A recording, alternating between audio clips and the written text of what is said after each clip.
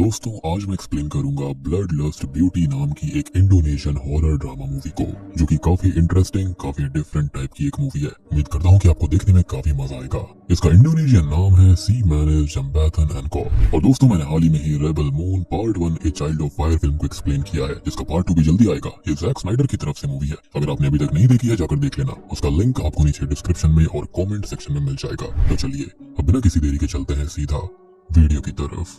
कहानी की शुरुआत में हम एक कपल को देख पाते हैं, जिसके अंदर हस्बैंड का नाम रॉय और बीवी का नाम मरियम होता है। वैसे तो इन दोनों के बीच कोई दिक्कत नहीं थी, लेकिन कुछ वक्त से रॉय अपनी बीवी मरियम को छोटी छोटी बातों पर डांट दिया करता था, जिससे कि वो काफी दुखी रहती। अब यहाँ पर हम यूदा नाम के एक प्रोफेशनल पेंटर को भी देख पाते हैं, जो कि उसी जगह आसपास रहने आया होता है। और रॉय के घर से कुछ ही दूरी पर उसने अपने लिए घर लिया होता है। वहाँ पर आकर यूदा घर की कंडीशन को चेक करता है, जो की बहुत ही गंदा था। और वहाँ उसको ये भी पता चलता है कि इसी घर के पहले ओनर ने इसी घर के अंदर खुद को खत्म किया था। लेकिन इन बातों से यूदा को कोई फर्क नहीं पड़ता। अब वो घर की सफाई करके अपनी पेंटिंग को बनाना शुरू करता है, लेकिन पूरी पेंटिंग बनाने के बाद उसे कैरेक्टर का चेहरा डिसाइड करने में दिक्कत आ रही थी। इस वजह से वो काफी ज्यादा फ्रस्ट्रेट हो जाता है। लेकिन उसी वक्त उसके घर के बाजू से मरियम गुजरती है, जिसको पहली नजर में देखते ही यूदा उसकी खूबसूरती की तरफ खींचा चला जाता है और वो उसे फॉलो करते हुए उसके पीछे जाने लगता है। अब वहाँ से मरियम अपने पिता की ग्रेव पर आती है और उन्हें याद करते हुए रोने लगती है। उसी दौरान यूदा चुपके से मरियम की स्केच बनाने लगता है, जो कि मरियम देख लेती है। इसके बाद यूदा उसको समझाता है कि उसे अपनी पेंटिंग के लिए एक मॉडल की जरूरत है और मरियम उस चीज के लिए बिल्कुल परफेक्ट है। इस पर मरियम यूदा की बनाई हुई कुछ स्केचेस को देखती है, जो कि उसने उसे ही देखकर बनाए थे।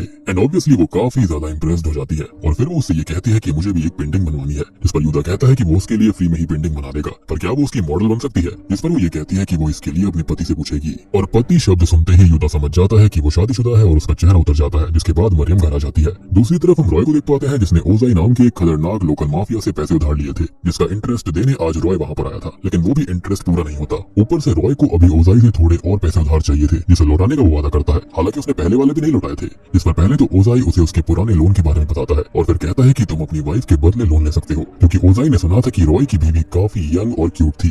लेकिन रॉय इस बात पर कहता है कि मेरी बीवी को इन सब चीजों से बिल्कुल दूर रखो। जिस पर ओजाई गुस्से में उसे दूसरे लोन के पैसे और पेपर्स देता है और उन पेपर्स पर उसके साइन करवा लेता है, जिसके हिसाब से अगर रॉय ने पैसे समय पर नहीं लौटाए तो उसे ओजाई का कहना मानना होगा और मरियम को उसे सौंपना होगा। यहाँ पर अब ओजाई रॉय से ये भी कहता है कि ये मेरे पैसे नहीं है, बल्कि मेरे से भी ज्यादा खतरनाक किसी दूसरे माफिया के पैसे हैं, इसलिए तुम्हें इसे समय पर लौटाना होगा, नहीं तो उसके साथ साथ वो भी माना जाएगा। अब रॉय यहाँ से घर आ जाता है, जहाँ पर मरियम उससे पूछती है कि उसे अपने पिता और उसकी एक कंबाइंड पेंटिंग बनवानी है। जिस पर रॉय कहता है कि अभी वो लोग फालतू खर्चे नहीं अफोर्ड कर सकते, लेकिन मरियम बताती है कि वो पेंटिंग उन्हें फ्री में मिल रही है। जिस पर ऑब्वियसली रॉय पेंटिंग बनवाने के लिए मान जाता है। अब अगले ही दिन से मरियम यूदा की मॉडल बन जाती है और दोनों में काफी बातें होने लगती है। मरियम तब यूदा को अपने डैड की एक फोटो देती है, ताकि यूदा उसका रेफरेंस लेकर उसकी और उसके पिता की एक अच्छी सी पेंटिंग बना दे। अब आगे मरियम यूदा को ये भी बताती है कि उसके पिता एक बहुत ही अच्छे आदमी थे और वो उसे बहुत प्यार किया करते थे। उनका मानना था कि हर लड़की को ताकतवर होना चाहिए और इसी वजह से उन्होंने उसको सेल्फ डिफेंस और मार्शल आर्ट्स भी सिखाया था, यानी कि वो सुंदर होने के साथ साथ एक जाबाज लड़की थी। खैर कई दिनों तक दोनों पेंटिंग की वजह से मिलते रहते हैं और यूदा को मरियम की कंपनी बहुत ही अच्छी लगने लगती है। अब ऐसे ही एक दिन जब रॉय मरियम को कॉल करता है तो उसकी मेड कॉल उठाती है और रॉय को पता चल जाता है कि मरियम उस पेंटर के साथ उसके घर में अकेले पेंटिंग बनवाने गई है। इस बात से रॉय बहुत गुस्सा हो जाता है,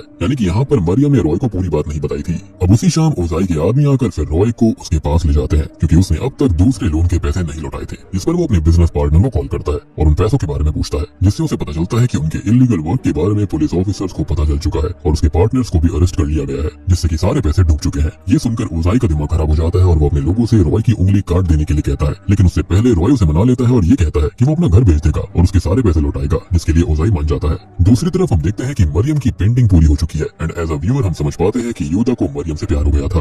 अब मरियम उस पेंटिंग को लेकर अपने घर आती है, जहाँ पर उसे अपनी पेट कैट का कटा हुआ सर डाइनिंग टेबल पे रखा मिलता है। इसको देखकर वो जोर जोर से रोने लगती है और उसी वक्त यूदा आकर उसे संभालता है। लेकिन तब तक रॉय के घर आने का समय हो चुका था, जिस वजह से मरियम यूदा को वहाँ से जाने के लिए कह देती है और वो दुखी होकर वहाँ से चला जाता है। अब रॉय जैसे ही घर पहुँचता है तो उसे उसकी बिल्ली के सर वाली बात पता चलती है और वो समझ जाता है कि ये सब उन्हें डराने के लिए ओजाई के लोगों ने ही किया होगा। वो मरियम से कहता है कि उन्हें इस घर को बेचना होगा, वरना उनके साथ भी ऐसा ही होगा और ये एक वार्निंग है। और रॉय यहाँ पर मरियम से ये बातें इसलिए पूछता है क्योंकि असल में घर के पेपर्स उसके ही नाम पर थे और ये घर उसके पिता का था। मरियम ये सुनते ही घर को बेचने से सीधा मना कर देती है, क्योंकि ये उसके पिता की आखिरी निशानी थी। अब रॉय फिर मरियम से कहता है कि जब मैं मर जाऊंगा तब तुम आराम से उस पेंटर के साथ इस घर में रहना। जिस पर मरियम ये कहती है कि यूदा और उसका कोई रिश्ता नहीं चल रहा है, उसको गलतफहमी हो रही है और वो उसकी बात को भी समझे, क्योंकि ये घर उसके लिए बहुत ही ज्यादा कीमती था। इस बात से रॉय गुस्सा होकर वहाँ से चला जाता है और मरियम ये देखकर रोने लगती है। रॉय फिर ओजाई को कॉल करके एक प्लान बनाता है, जिसके अंदर ओजाई के लोग मरियम को खत्म कर देंगे और इसका इल्जाम वो यूदा पर डाल देंगे, जिससे कि वो लोग इस खून में फंसेंगे भी नहीं और मरियम के मरने के बाद घर अपने आप रॉय के नाम हो जाएगा और वो उसको बेचकर वो उसके पैसे लौटा देगा।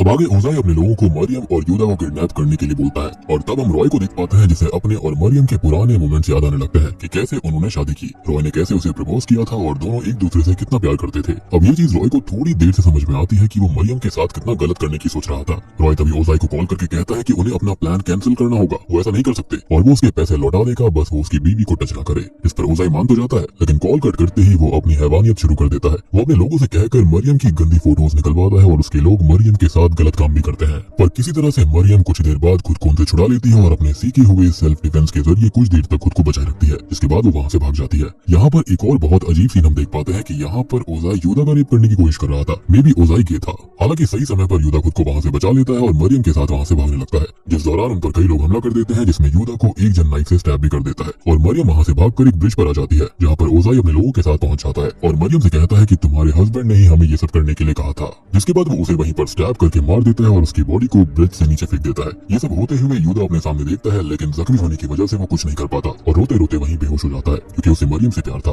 अब अगले दिन यूदा को कुछ लोग रेस्क्यू करते हैं और उसे समय पर बचा लिया जाता है। तब वो पुलिस ऑफिसर्स को पिछली रात के बारे में सब कुछ बताता है और ऑफिसर्स ब्रिज के पास मरियम की बॉडी को ढूंढने भी जाते हैं, लेकिन उन्हें वहाँ पर मरियम कहीं नहीं मिलती। यूदा मरियम की मौत से बहुत दुखी था, लेकिन दूसरी तरफ रॉय की भी हालत काफी खराब थी। उसे मरियम के नाइटमेयर्स आने लगते हैं, जिसमें मरियम की आत्मा उसे मारने की कोशिश कर रही थी। जिसके बाद पूरे टाउन में ये खबर फैल जाती है कि कई लोगों ने मरियम की आत्मा को ब्रिज के पास देखा है। अब आगे हम ओजाई के एक आदमी को एक अनजान औरत को रात में लिफ्ट देते हुए देखते हैं, जो कि ब्रिज के पास उसे लेकर जाती है, लेकिन वो औरत कोई और नहीं बल्कि वो मरियम की आत्मा थी, जो कि उसी आदमी को उस ब्रिज के पास लाकर उसे बेरहमी से खत्म कर देती है। और ऐसा ही मरियम की आत्मा ओजाई के और गैंग मेंबर्स के साथ करती है और उनकी भी जान लेती है। अब यहाँ पर हम यूदा को देख पाते हैं, जिसे भी सपने में मरियम के डरावने नाइटमेयर्स आने लगे थे, जिसमें मरियम उसे मारने की कोशिश कर रही थी, जिससे कि यूदा बहुत डर जाता है और इसके बारे में अपने जान पहचान वालों को बताता है, जिससे उसको पता चलता है कि अगर किसी का खून हुआ हो तो उसकी आत्मा बदला लेने जरूर आती है। लेकिन इस बात पर यूदा को भरोसा नहीं होता, क्योंकि उसके हिसाब से मरियम बहुत अच्छी और इनोसेंट लड़की थी, जो किसी को मारने के बारे में सोच भी नहीं सकती। खैर अब ओजाई के उन मरे हुए दोनों आदमियों की बॉडी ब्रिज पर लटकी हुई दिखाई देती है, जिसे देखने के लिए एक ही समय पर यूदा और रॉय वहाँ पर आते हैं, लेकिन रॉय तब यूदा को देखकर वहाँ से चला जाता है। अब ओजाई को जब अपने लोगों की मौत के बारे में पता चलता है तो वो ये कहता है कि मुझे भूत प्रेतों पर भरोसा नहीं है। लेकिन अगले ही दिन मरियम की आत्मा ओजाई के और दो लोगों को जान से मार देती है,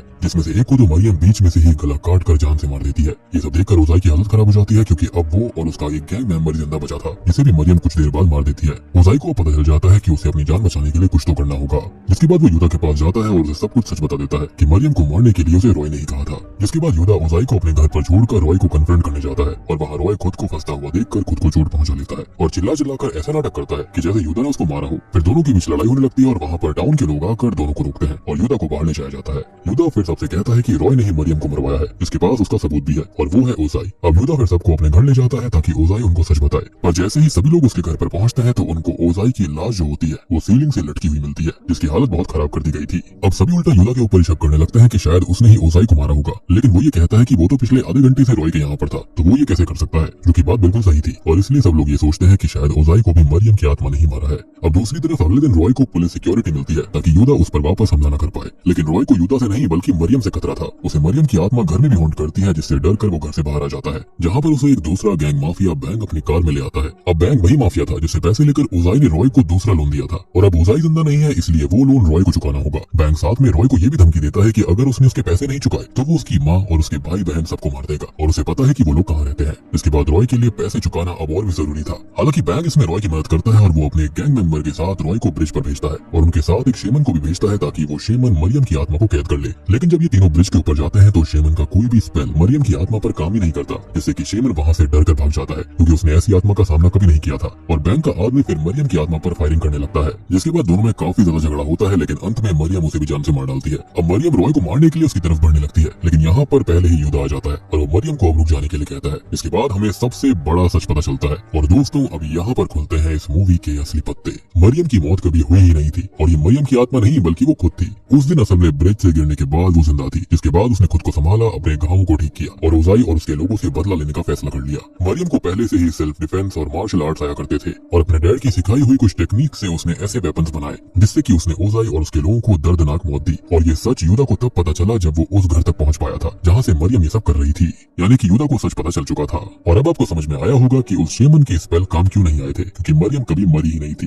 यानी कि वो आत्मा ही नहीं थी तो स्पेल किस काम के थे। खैर इसके बाद रॉय अपनी गलती के लिए मरियम से माफी मांगता है और ये कहता है कि उसे शक होने लगा था कि वो और यूदा रिश्ते में थे, इसलिए उसने उजाई को ऐसा करने के लिए कह दिया था और इस चीज के लिए वो उसकी जान भी ले सकती है। और ये कहकर रॉय मरियम के सामने झुक जाता है ताकि वो उसे मार दे, पर मरियम फिर रॉय को माफ कर देती है और कहती है कि बस मुझे मेरा पुराना रॉय वापस चाहिए। इसके बाद दोनों गले लग जाते हैं, लेकिन तभी बैंक का एक आदमी आकर यूदा पर पीछे से हमला करता है, जिसे मरियम मार देती है। पर इसी का फायदा उठाकर रॉय फिर मरियम को नाइफ से स्टैब कर देता है, धोखेबाज कहीं का। यानी कि वो उसे फिर से मारने की कोशिश करता है ताकि वो उस घर को बेच दे और अपनी फैमिली को बचा ले, क्योंकि मरियम को जिंदा रखकर वो कुछ भी नहीं कर सकता था, वो अपनी फैमिली को खो देता।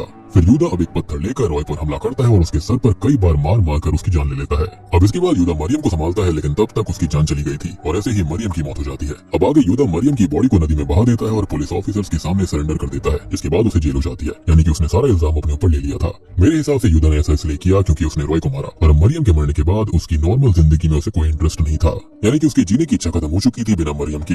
अब मूवी के एंडिंग सीन में हम बैंक को मरियम के घर पर कब्जा करते हुए देख पाते हैं कि ऑब्वियसली यहाँ पर रॉय भी नहीं बचा, मरियम भी नहीं बची। जहाँ पर अब इस घर का मालिक वो बन गया था, पर तभी मरियम की असली आत्मा वहाँ पर आकर बैंक के ऊपर हमला कर देती है और उसे जान से मार डालती है। और उसकी आत्मा के यहाँ पर आने के दो रीजंस थे। पहला तो ये कि ये घर उसके पिता की आखिरी निशानी थी, दूसरा ये कि वो भी यूदा से प्यार करती होगी। लेकिन यहाँ पर मामला इतना ही नहीं था और यहाँ पर मूवी खत्म भी नहीं होती, क्योंकि पोस्ट क्रेडिट सीन में हम ओजाई की आत्मा को ब्रिज पर देख पाते हैं। जी हाँ, यानी कि उसकी आत्मा यहाँ पर आ चुकी थी, जो कि वहाँ पर गुजर रहे लोगों को खतरनाक तरह से हॉन्ट कर रही होती है। और बूम, इसी के साथ में ये मूवी यहीं पर खत्म हो जाती है। तो दोस्तों, ये थी ब्लड लस्ट ब्यूटी फिल्म की कहानी, जो कि एक इंडोनेशियन हॉरर मूवी है। उम्मीद करता हूँ कि आपको पसंद आई होगी। पसंद आई है तो वीडियो को लाइक कर देना, चैनल के ऊपर नए हैं तो सब्सक्राइब कर लीजिए। तो मैं आप सबको मिलता हूँ अगली वीडियो के साथ में।